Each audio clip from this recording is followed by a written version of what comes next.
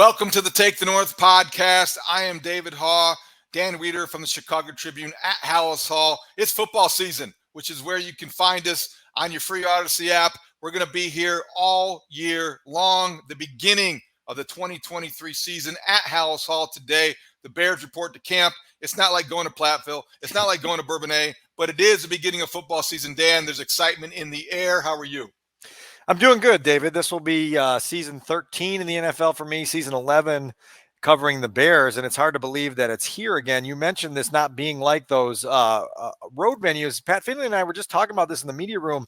There used to be so much more pomp and circumstance to reporting day, and it used to feel so much more grand and ceremonial and everything else. You'd, watch guys unload their cars and bring whatever amenities they were trying to sneak into their dorm rooms. You'd have a full day of that, and then you'd get the general manager and the head coach in the late afternoon, and it felt very landmark. Today was about as ho-hum of a reporting day as I can ever remember. That's neither good nor bad. It was just kind of a boom, boom, boom, methodical. Here's Ryan and Matt. Here's Justin and DJ. Here's Tremaine and Eddie, and on we go. And now we move on. But it's great that it's starting, and now we'll see where we go from here. My first training camp covering the Bears, Dick Duran was the coach, to take you way back. And I can remember just how much fun it was, because it was an NFL training camp in Bourbonnais, away from a lot of things. And that's what teams did, because that's traditionally what was expected. Things have changed so much. I know your first training camp was Mark Trestman, the coach. So I think that both of us have kind of unique memories, because both of those are unique guys for different reasons. Yeah. But your first camp was maybe a little less stable than that was 2013, wasn't it? Well, so 2014 was my first camp, because I started in 2013, but we didn't get here till after camp was over, Rich and I. And 2014 was filled with things that happened. Martellus Bennett got suspended for a couple of days after a fight with Kyle Fuller. That camp, I'm sure you remember that. Yeah. It was the start of that was when at the time where Brandon Marshall was having the campaign Jay Cutler for MVP, and by the end of the season, he was telling everyone that the Bears should have buyer's remorse for giving him the 8-year extension, and so it was quite a landmark season in that way. We digress, but no, particularly for a reporter, those days. The first week of camp on the road used to be a lot of fun. And then the third into the fourth week of camp, you'd be like, when are we ever getting out of Bourbonnais? And so it's a different experience now. Again, neither good nor bad, just very, very different in the way it unfolds. And also the CBA is different now, David. You go through the schedule, and they're just more mandated off days, and it's a longer time and a longer wait. And we can get into this later in the show, before they actually get into pads. Right. That used to be like the third day of practice. Now we're going to have to wait a week until we see a padded practice. And it is what it is. It's just a new era. August 2nd is the first padded practice. And I think you're right about the packaging, the presentation of the Bears at training camp, which is really just their facility. Back in the day, I think that's why also you would see more stories that you didn't expect to necessarily see. Today, it is very packaged. It is very much homogenous in terms of what is getting out and why. And I think there are a lot of reasons for that. But let's get to what we heard today at the podium, because Ryan Poles and Matt Eberflus met the Bears media on Tuesday morning to basically set the tone for the 2023 season. I wondered before they spoke, what would be the goal this season? How ambitious would they sound? Because let's face it, they were coming off a historically bad year, never lost 14 games before. Can you, with a straight face, sit there at the podium the next season and say, we want to make the playoffs? It's the NFL. So I think I want to hear that from my head coach and general manager. How did they come across? One of the most notable things I heard early on Tuesday morning was Ryan Poles vocalizing the need and the undisputed need to raise expectations, and him saying directly that great teams raise their expectations and then they go chase those. And I thought that was a great set of marching orders from the man constructing the rosters in talking about what he's been talking about for months here, which is creating a championship mindset. We've talked about that on the show before, which for me is Ryan's way of saying learning to win. right? And so he elaborated on that today, and having that discussion about raising the expectations, I think, is paramount when you come off a 14-loss season, when you lost your last 10 games a year ago, when the players that this means a lot to that are still here vocalize, like Eddie Jackson did today, that he's tired of the Bears standards of the past, that he wants to win again, that he wants to turn this thing around as soon as possible. You feel that hunger, and it's a necessary hunger that's needed if you're going to go chase those grand dreams. Now, look, there are steps between here and the grand dreams, but if you're not at least chasing them, you're never going to get there. How many questions did Ryan Poles answer before we heard from Matt Eberflus? I mean, that to me was almost a very symbolic of where the Bears are in their growth. I think that we all want to, I'm speaking for myself. I mean, you all want to believe in the football is to football coaches. You all want to believe that the staff can make an impact and make a difference. That's what you want. But I think that it's still a GM's team, and this is a team and an organization still in the growth stage. Well, the first question that Matt Eberflus answered today was a question that Ryan Poles asked him when he recognized that his head coach sitting right to his right was not taking any questions. I will let you in on a little behind the curtain secret here. That's a little bit of media strategy here, because we're going to hear from Matt Eberflus 35 times before the regular season starts, after a lot of practices, after every game. You only get one crack at the general manager. So every time the general manager is up on that podium, it's almost a mandate in the room that you get through every single possible question that you have for the general manager before you even set eyes on the head coach, because Matt's going to talk to us tomorrow. He's going to talk to us 3 times before, this time next week. And so you've got to get those boxes checked with the general manager so you know where he's coming from. But look, like the two of them, I think, are in lockstep in understanding that last year is a thing of the past, and that this year has to be all about making important progress. It can't just be progress. It's got to be important progress in a lot of different ways, whether that's player development or raising the standards or just defining the way you go about doing things on a daily basis. There's got to be progress here, because otherwise you're just going to be the same old Bears with the same old results, with the same old frustration brewing across the city. Dan, I think a lot of us on the outside look at the schedule as an opportunity. And when we talk about what the Bears are capable of doing in 2023, most of us point to the schedule because it is the last place schedule. I wonder, how did that affect, or how did that work into their rhetoric, if it did at all? Do they look at the schedule as an opportunity, or do they still have the cliche approach, you play who you play?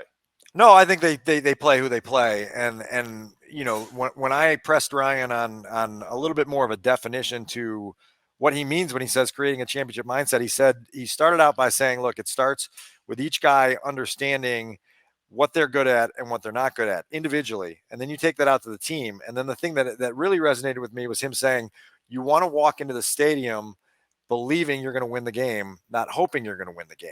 And I think the 2022 Bears, it was kind of like, oh, maybe we can hang around and celebrate a close loss. And, maybe, just maybe we hope we can do something late to win a game.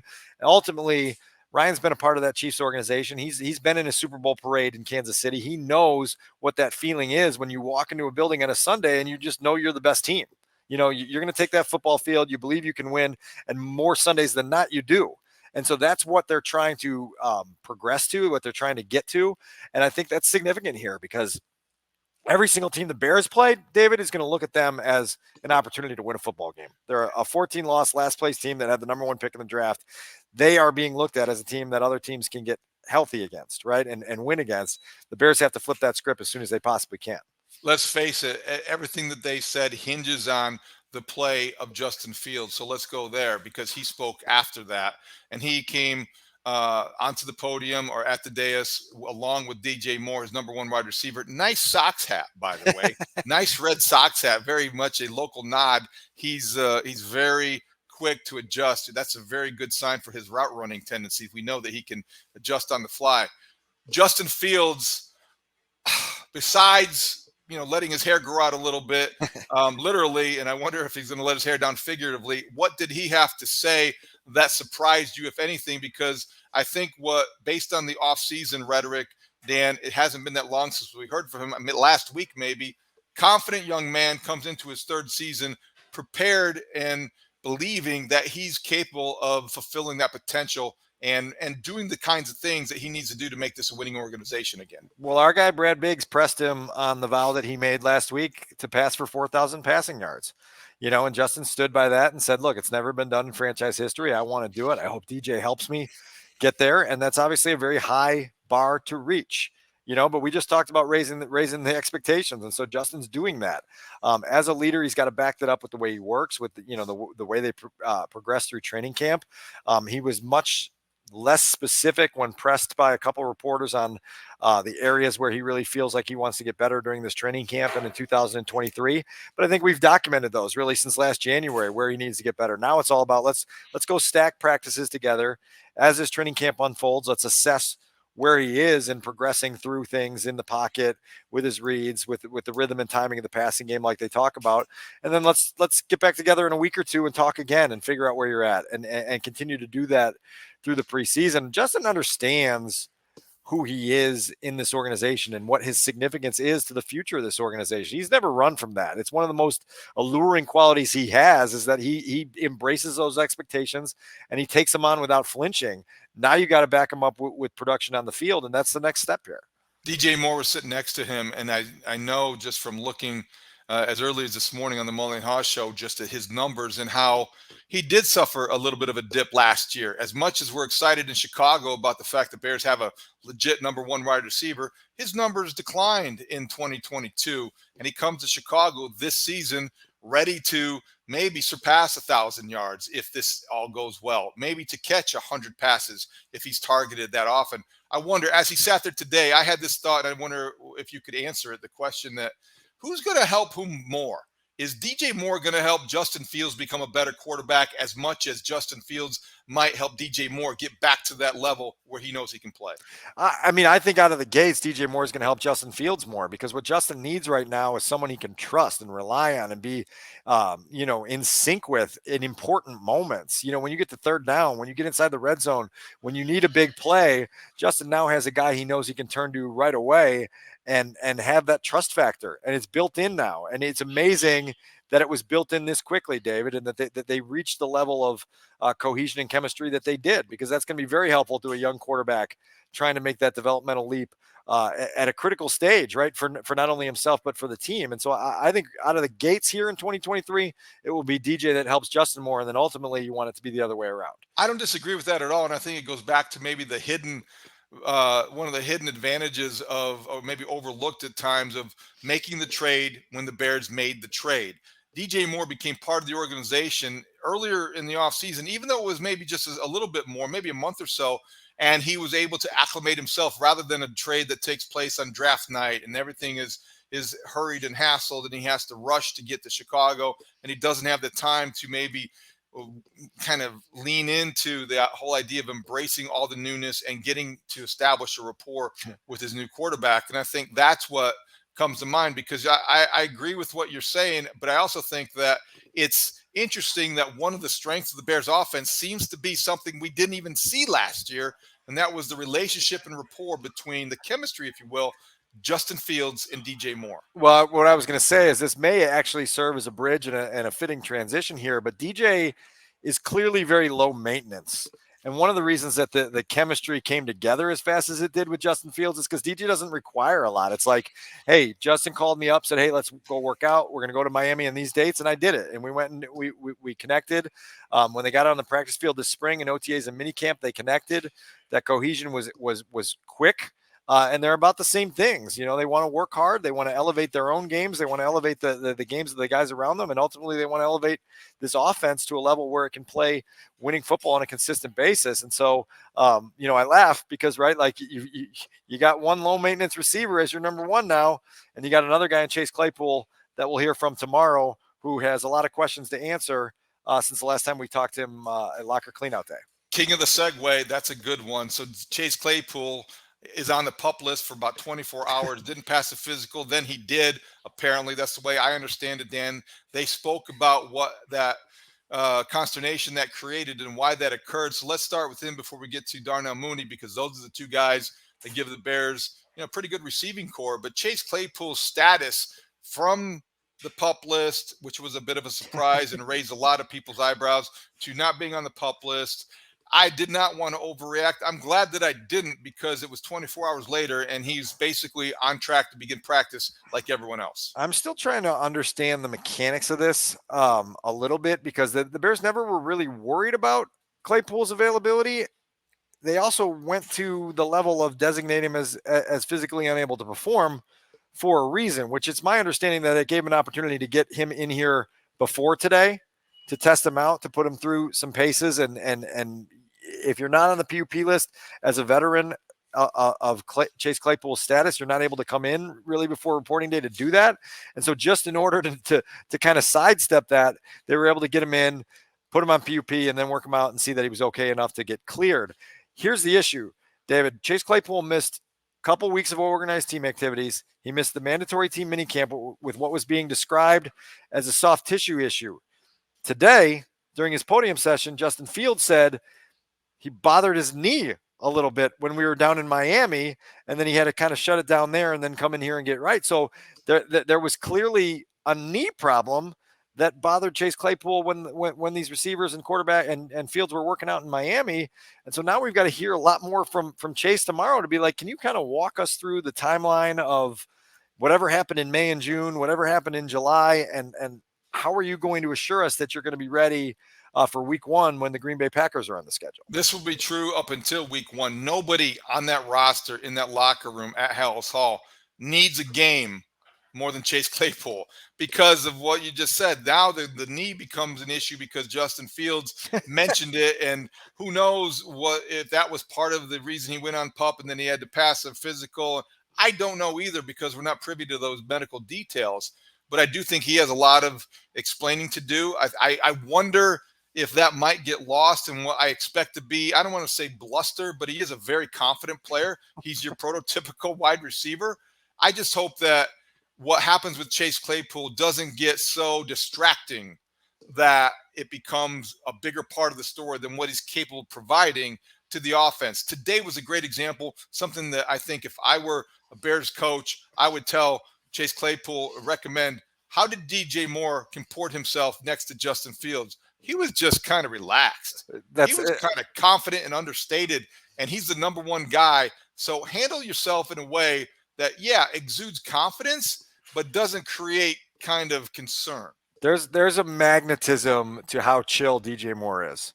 You know, haven't been around him now for a few months. It's like a very comforting calm. And you described that very well just now. Like there's just something there where you just feel at ease because of the way he is. And I think Justin feels that way. Now, Chase is a guy who showed last year that at times he can be edgy. Sometimes he can be edgy because he's frustrated for the right reasons. Sometimes he can be edgy because he's frustrated for the wrong reasons. And they're trying to get him to work through some of that emotional volatility in a way that is much more steady for himself and the offense in 2023. We heard Justin in May tell us that he noticed a significant attitude change in Chase Claypool. Well, one of the first questions for Chase Claypool tomorrow is, Justin mentioned you had an attitude change. Can you describe for us what changed in your attitude? If your starting quarterback noticed it, what was different? And what are you trying to improve on in that regard? These are significant questions. I mean, this is a major investment the Bears made last year. There's a chance that the return on investment is terrible, and it's up to Chase Claypool to change all that in a way that's meaningful. And it starts with a productive training camp. And then, to your point, it can only really advance once we get into game action and he's healthy and producing and showing that he's a valuable member of this offense. In almost stark contrast, Darnell Mooney is the consummate pro, and I think that he's a different type of receiver. He's also, based on what we know in a small sample size, a different type of professional.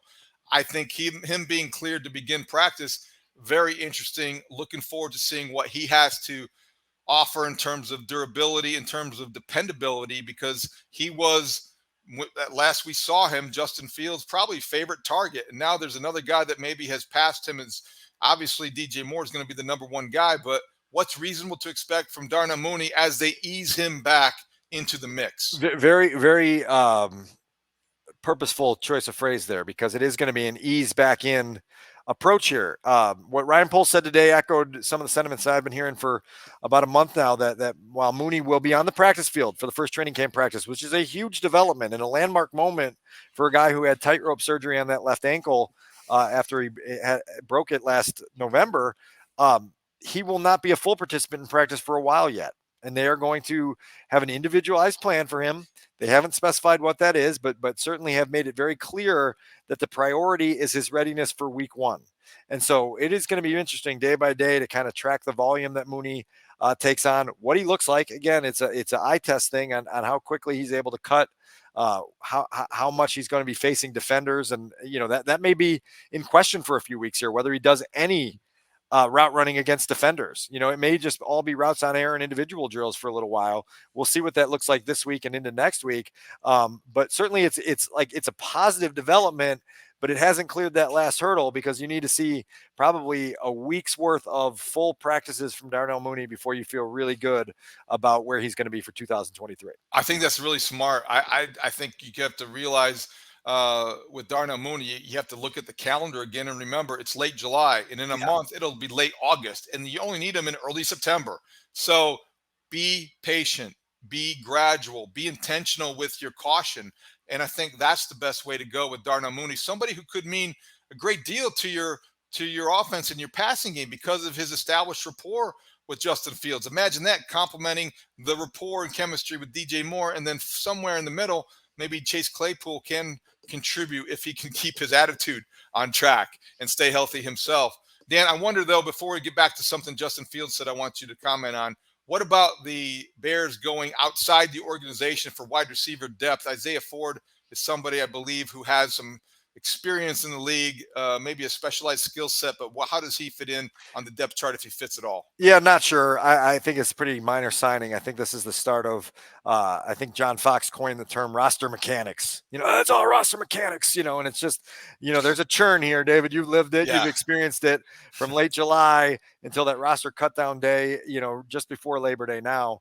There's a lot of roster churn. And I remember you mentioned the 2014 training camp.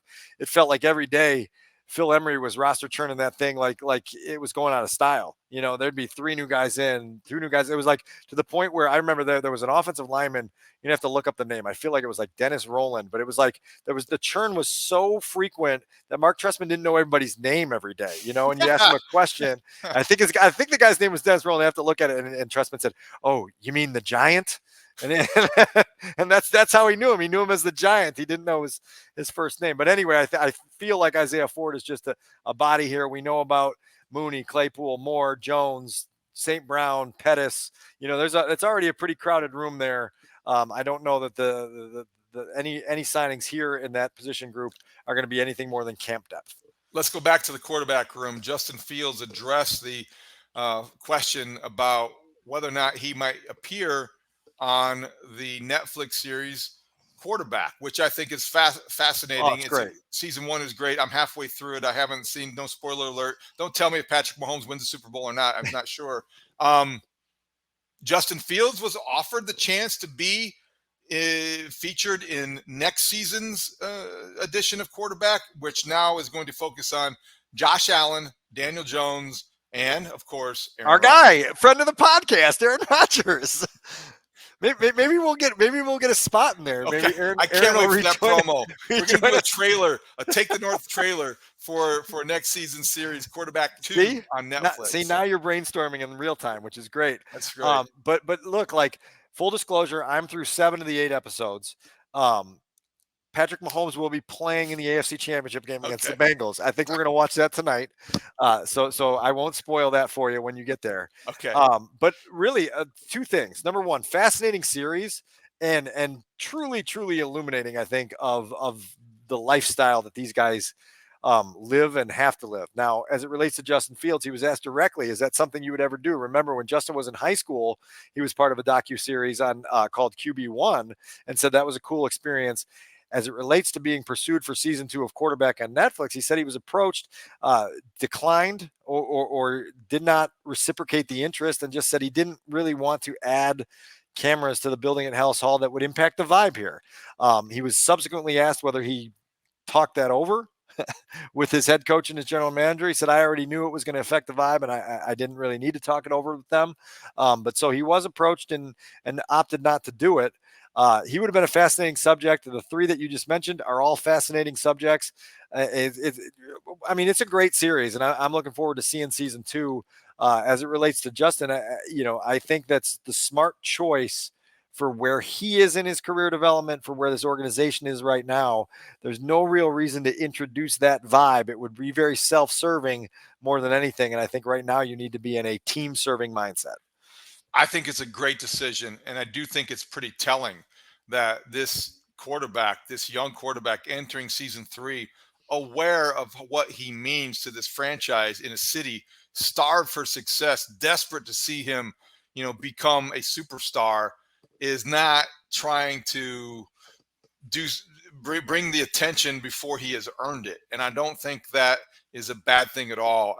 I think that he said no for the right reasons. This is, in terms of his decision making being part of the growth and evolution of him as a quarterback, this was his first good decision of hopefully many more to come in 2023. I think it was Kyle Long, however, who had a tweet on Tuesday that said, I like Justin, but to be fair, he already kind of has his own personal videographer in Simon Kelly, who's posting all his workouts on Instagram and Twitter, and you get a lot of behind the scenes glimpses into Justin's work habits anyway. So maybe he doesn't need Netflix and Peyton Manning's Omaha Productions Company to come in and illuminate that anymore. But to your point, I think it's a good decision, and it's the right call at this time for sure. Right.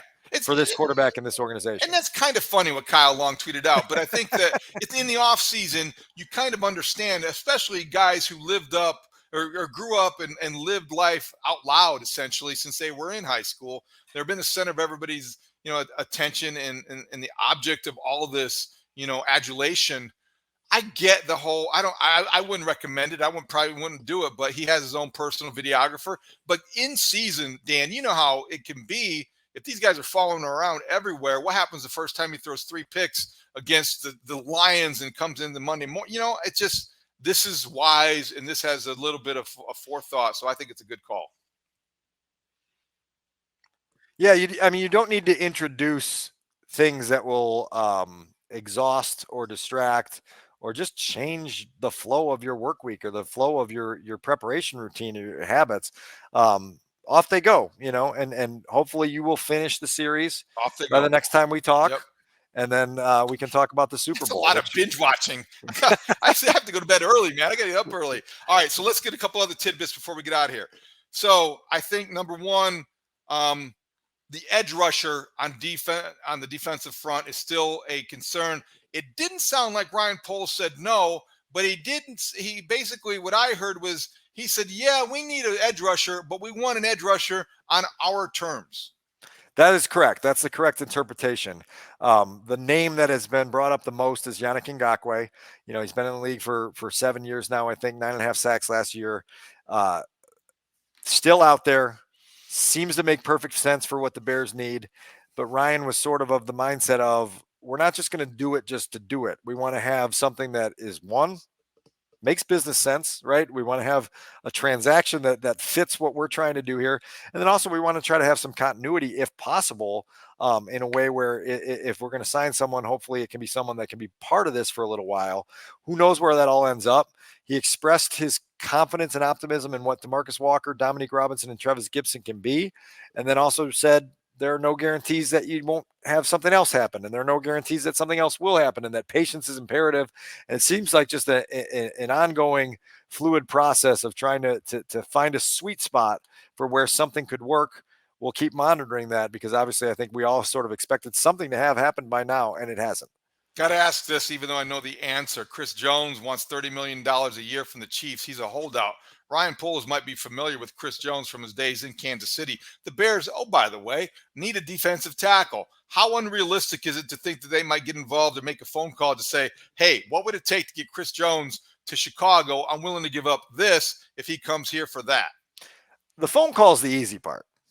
The actual realism is another story, and I just don't know what would be in it for the Chiefs at this point to let go of one of their, just catalysts of how they win championships. And so, between the money and the draft capital and everything else that would come with it, the Bears are not in that splurge and surge mode as we talk about. And so I just don't see that being realistic. Certainly, it's easy to make that phone call and say, Brett, hey, just tell me what's going on, and I'll tell you a couple things that we got going on our end, and we can at least have that preliminary discussion. I just don't see it leading anywhere. So Eddie Jackson also spoke at the podium on day one of training camp. I know that the last we heard from Eddie Jackson was via the Twitter machine, where he was vowing to have the best season ever by a safety in the history of football. How did he follow that one up? I appreciated his answer to that today, because Mark Grody from 670 The Score asked him directly, like, what prompted that? It was like the middle of a July week, and you just proclaimed that you're going to have the best season by a safety ever. And Eddie just said, it's about setting a tone, and you got to speak it into existence. And I like his willingness to put stuff like that out there, because I think he understands in year 7, having lived the NFL life that he's lived, going from, a last place team in 2017 to a two-time Pro Bowler and a one-time first-team All-Pro, to being like a star on the rise, to then having a 30-game drought without an interception, to then reviving his career and getting hurt again. He understands, like, this roller coaster has been jarring, and right now all he wants to do is get on a ride that takes him to success. And so his role in that is trying to establish and set a tone for the young guys here to understand that, look, like, I'm tired of being part of a team that finishes 500 or tanks and loses 14 games, and everyone is just so frustrated with the direction and the arc of things. He's lived it for too long. And so to see him sitting next to Tremaine Edmonds today was cool, because both of those guys are I don't want to say big talkers, because Edmonds doesn't strike me as a big talker, but they are tone-setting leaders, and, Yeah. and they've established themselves as such. And so you got a newcomer and a guy that's been here for 7 years, really trying to take the steering wheel of this thing and point it in a direction where other guys can follow it. And so, like, after hearing Eddie today, I have much less issue with that tweet. Last week I didn't have an issue with it. It was just kind of like, what's that all about? And today it's like, it's about setting a tone, and I'm kind of for it. I'm glad you said that, because I think, number one, it's no accident, and I think it's by design, that Tremaine Edmonds and Eddie Jackson were the two to address the media on the first day of camp. Those are two guys who will theoretically lead this defense. And I am in the, as I want to be consistent. Last week I said, you got to show me, stop telling me, because now you're at the stage of your career that you can talk a big game, but you got to back it up, because staying on the field has been an issue.